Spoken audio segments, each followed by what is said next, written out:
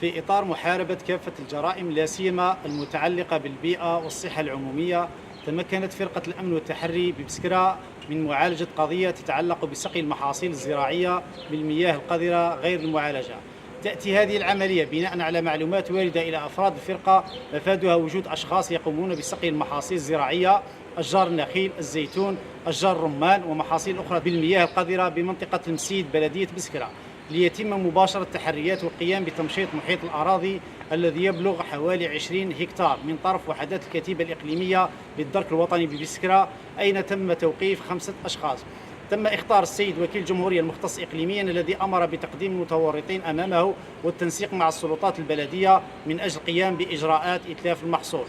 وبهدف وضع حد لمثل هذه التجاوزات التي تشكل خطرا حقيقيا على صحة المواطن. تدعو قيادة المجموعة الإقليمية للدرك الوطني ببسكرة كافة المواطنين إلى التبليغ عن مثل هذه الحالات وكذا أخرى تمس بالأمن والنظام العموميين.